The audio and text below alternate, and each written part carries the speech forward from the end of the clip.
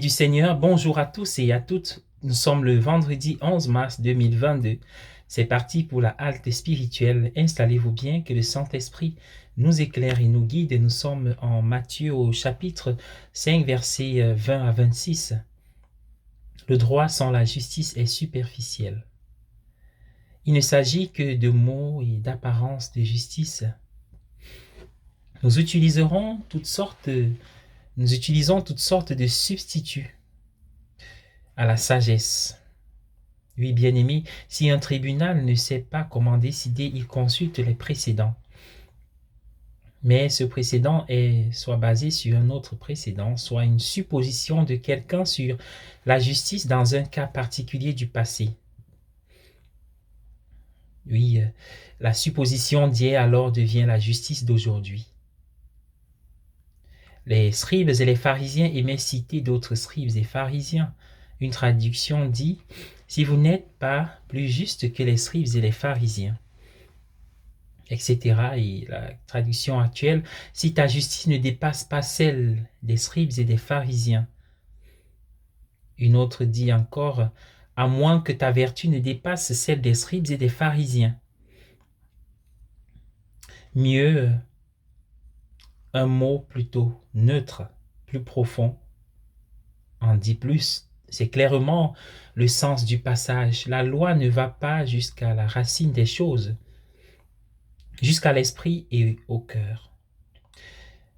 C'est dans l'esprit et le cœur que toutes nos actions sont conçues et naissent. Le meurtre est l'épanouissement d'une colère qui a grandi sans contrôle dans l'esprit et le cœur. Si nous ne regardons jamais dans ces endroits parfois sombres, nous pourrions découvrir peut-être plus tard que nous y avons élevé des monstres. Les vertus superficielles sont le contraire de la vertu. Elles sont une tentative de prouver que je ne suis pas ce que je suis. Les lâches deviennent des casse-cous. Les personnes faibles cherchent un moyen d'avoir un certain pouvoir. Oui, ces vertus sont une réaction excessive à la vérité désagréable de ce que je suis. Elles cachent leur contraire en elles-mêmes.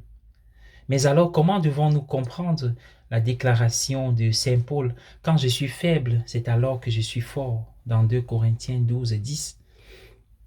Il ne parlait pas d'une fausse force qui ne serait qu'un déni de faiblesse. Il parlait d'une vraie force qui vient de l'acceptation de sa faiblesse. La vertu qui ne pousse pas à partir de la vérité est comme une plante sans racines. Oui, elle a l'air bien pendant un moment. Et pourtant. Alors, bien-aimés, je nous invite à prier ensemble.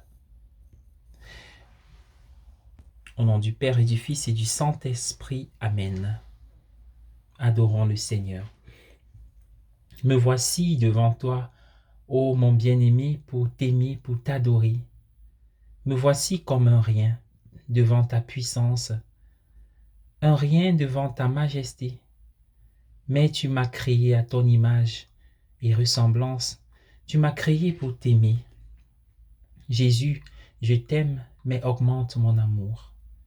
Jésus, je crois, mais augmente ma foi. Jésus, je cherche ton cœur. Jésus, donne-moi ton cœur. Donne-moi ton cœur pour aimer. Et prends le mien si froid, parfois indifférent. Prends mon cœur, il est à toi. Prends mon cœur et garde-le dans le tien. Ne permets pas qu'il soit infidèle. Ne permets pas qu'il soit rebelle. Jésus, Jésus hostie, Jésus parole, je t'aime de tout mon cœur. Je t'aime présent avec ton cœur. Je t'aime présent en moi.